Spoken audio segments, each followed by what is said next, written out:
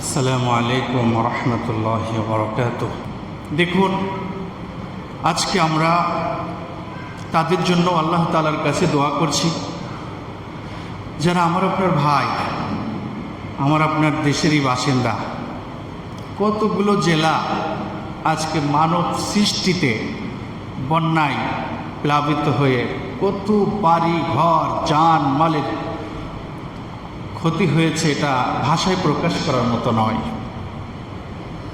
আজকে যদি আমরা ফেসবুকের দিকে তাকাই, ইন্টারনেটের দিকে তাকাই, তাহলে এইগুলো আসলে দেখে সহ্য করা যায় না যে বন্যা কবলিত এলাকাগুলির কি পরিস্থিতি, মানুষ কিভাবে আল্লাহকে ডাকছেন, আর মুহূর্তের মধ্যে কিভাবে তাদের বাড়িঘরগুলি ভেঙে নিয়ে যাচ্ছে বন্যার পানিতে, কিভাবে তাদের পশু পাখিগুলি বন্যার পানিতে ভাসিয়ে নিয়ে যাচ্ছে, কিভাবে ছোট ছোট বাচ্চাদেরকে ভাসিয়ে নিয়ে যাচ্ছে, কিভাবে একজন মানুষ তার জীবনকে রক্ষার জন্য মানুষের কাছে আকুতি জানাচ্ছে।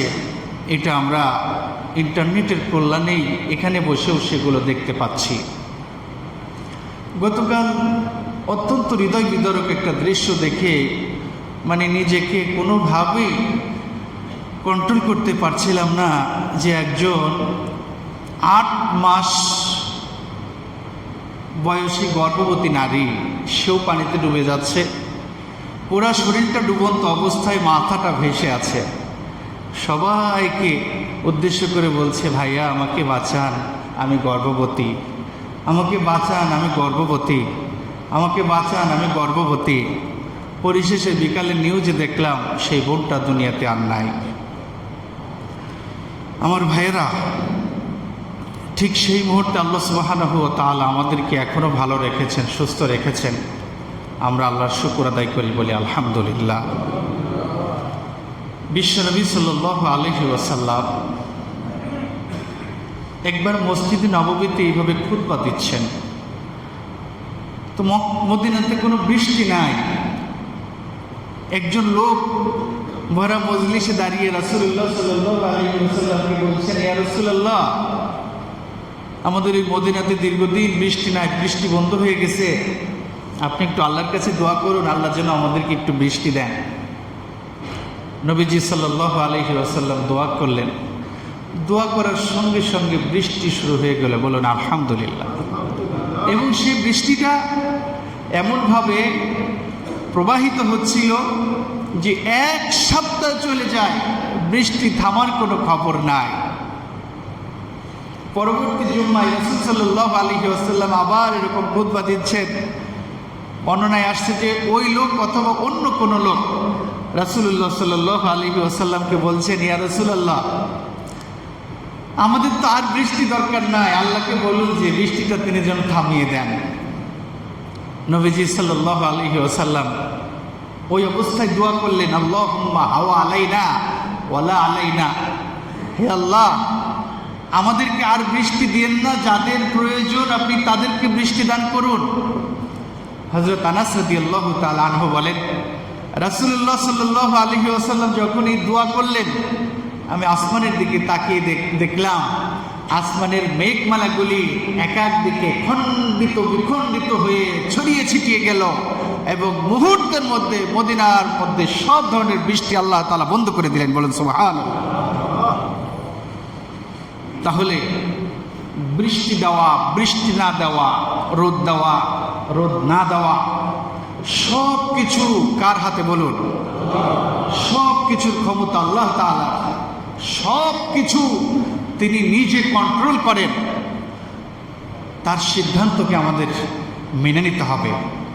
প্রাকৃতিক দুর্যোগ আমাদের কাছে কেন আসে সে ব্যাপারে যদি আমরা কোরআন হাদিস বিশ্লেষণ করি, তাহলে 1 নম্বর যে কারণটা আমরা খুঁজে পাই সেটা হলো আল্লাহর স্মরণ থেকে আমাদের বিমুখতা। আমরা আজকে আল্লাহর স্মরণ থেকে একেবারে অনেক দূরে চলে গিয়েছি। সর্বদা আমরা আল্লাহকে স্মরণ করি না। আর সর্বদা আল্লাহর স্মরণ হলো আপনি দুনিয়ায় যে কোনো জায়গায় যে কোনো কাজ করবেন, সর্বদা আল্লাহকে হাজির নাজির রাখা, হাজির নাজির জানা, এইটা হলো আল্লাহকে স্মরণ করা।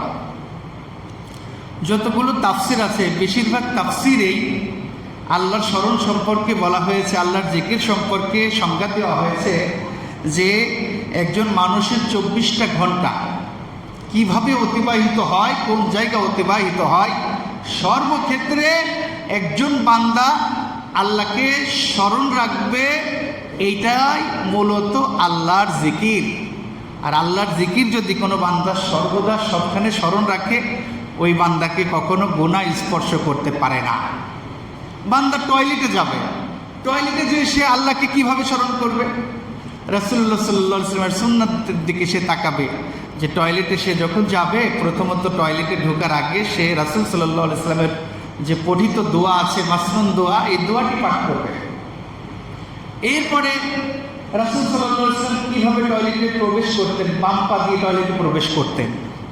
এরপরে তিনি যখন টয়লেটে প্রবেশ করতেন তার মাথা ঢাকা থাকতো, শরীর ঢাকা থাকতো। এরপরে তিনি টয়লেট শেষ করে টিস্যু ব্যবহার করতেন বা ঢিলা কুলুক ব্যবহার করতেন। ঢিলা কুলুক ব্যবহার করার পর পানি খরচ করতেন।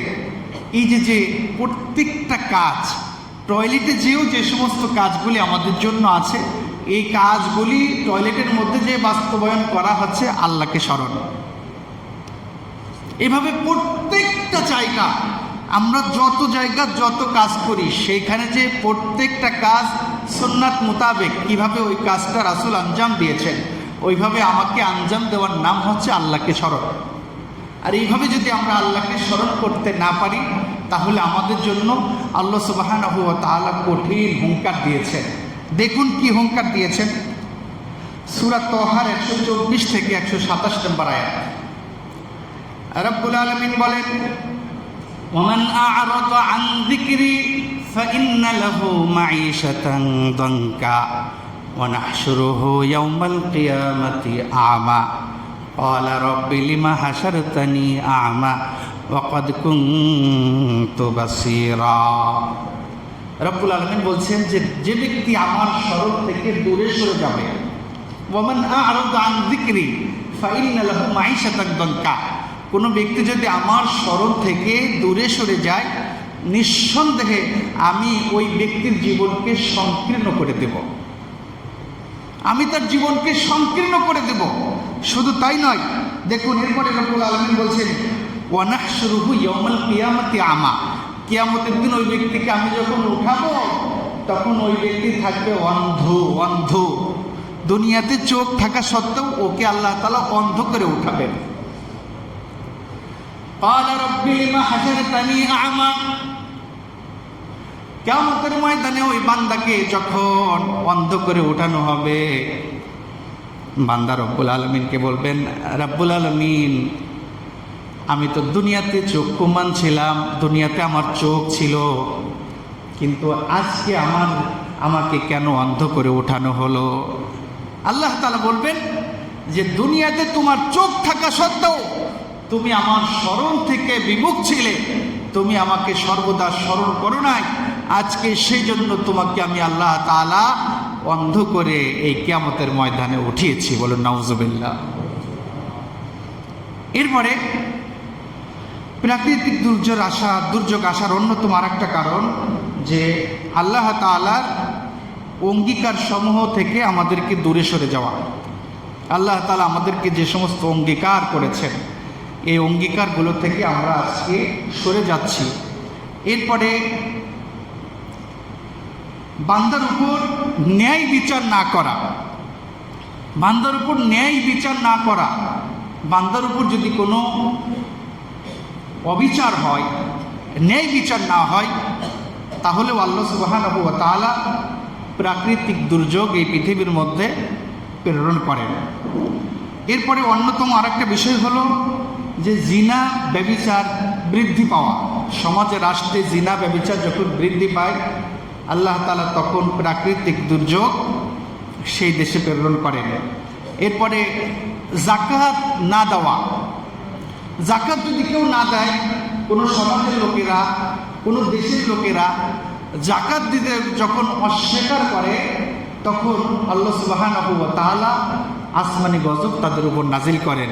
ইভেন হাদিস শরীফের মধ্যে আসছে, কেউ যদি যাকাত যথাযথভাবে আদায় না করে, আল্লাহ সুবহানাহু ওয়া তাআলা ওই সমাজের জন্য, ওই দেশের জন্য আল্লাহ তাআলার রহমতের বৃষ্টি তাদের জন্য বন্ধ করে দেন। কেবলমাত্র পশু পাখি দুনিয়াতে বিচরণ করে, তাদের কারণে আর কখনো কখনো আল্লাহ তাআলা তাদেরকে কিছু বৃষ্টি দান করেন।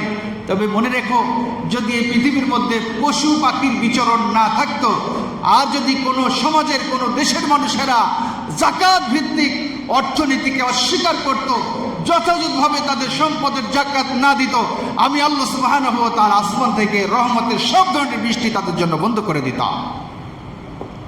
এরপরে সুদী লেনদেন করা। আজকে আমাদের সবখানে যদি তাকায়, সর্বক্ষেত্রে দেখি সুদী লেনদেন। আমরা সুদী লেনদেনের সাথে জড়িত। এই সুদী লেনদেন বৃদ্ধি পেলে ওই সমাজের জন্য, ওই রাষ্ট্রের জন্য আল্লাহ তাআলা প্রাকৃতিক দুর্যোগ প্রদান করেন। অন্যতম আরেকটা হলো ওজনে কম দেওয়া। আজকে আমরা যারা ব্যবসা করি, ব্যবসা আল্লাহ সুবহানাহু ওয়া তাআলা যেমন ব্যবসা করার জন্য আমাদেরকে নির্দেশনা দিয়েছেন, তেমনিভাবে আমাদেরকে এইভাবে বলেছেন যে তোমরা যখন ব্যবসা করবে, নেওয়ার সময় যথাযথভাবে ওজন করে নিবে। আবার যখন তোমরা কারোর কাছে বিক্রি করবে, কাউকে দিবে, প্রদান করবে, তখনও যথাযথভাবে ওজন করে তোমরা দিবে। ওয়াকিমুল ওয়াজনা বিল কিসত। আল্লাহ তাআলা বলেন যে তোমরা ওজনকে কায়েম করো, ওজনকে সমাজের মধ্যে কায়েম করো। রব্বুল আলামিন এই যে ব্যবসায়ীদের কিছু বদনাম সূরা মুতাফফিফিনের মধ্যে বলেছেন ওয়াইলুল লিল মুতাফফিফিন, ধ্বংস ওই সমস্ত ব্যক্তিদের জন্য আল্লাযীনা ইযা কালু আলান নাস ইস্তাওফুন ওয়া ইযা কালুহুম আও ওয়াজানুহুম ইখসিরুন আলা ইয়াযুন্নু উলাইকা আন্নাহুম মাবউসুন। আল্লাহ তাআলা বলছেন যে ওই সমস্ত ব্যক্তিদের জন্য ধ্বংস যারা মানুষের কাছে নেওয়ার সময় ওজনে বেশি নেয় আর মানুষকে দেওয়ার সময় ওজনে কম দেয়। এই সমস্ত ব্যক্তিদের জন্য ধ্বংস। এদেরকে কিয়ামতের ময়দানে এই যারা ওজনে কম দেয় তাদেরকে কঠিন থেকে কঠিন শাস্তির সম্মুখীন করা হবে, এবং যে পরিমাণ সম্পদ করে দেওয়া হয়েছে ওই পরিমাণ আমল নামা তার ভালো আমল থেকে তাদেরকে বুঝিয়ে দিতে হবে। সেদিন কিন্তু বাঁচার কোনো উপায় থাকবে না। পাশাপাশি যখন সমাজের লোকেরা, দেশের লোকেরা ওজনে কম দেয়, তখনও ওই সমস্ত ব্যক্তিদের উপর প্রাকৃতিক দুর্যোগ আল্লাহ সুবহানাহু ওয়া তাআলা ছেড়ে দেন। ওয়া আখিরু দাওয়ানা আলহামদুলিল্লাহি রাব্বিল আলামিন। আসসালামু আলাইকুম ওয়া রাহমাতুল্লাহি ওয়া বারাকাতুহু।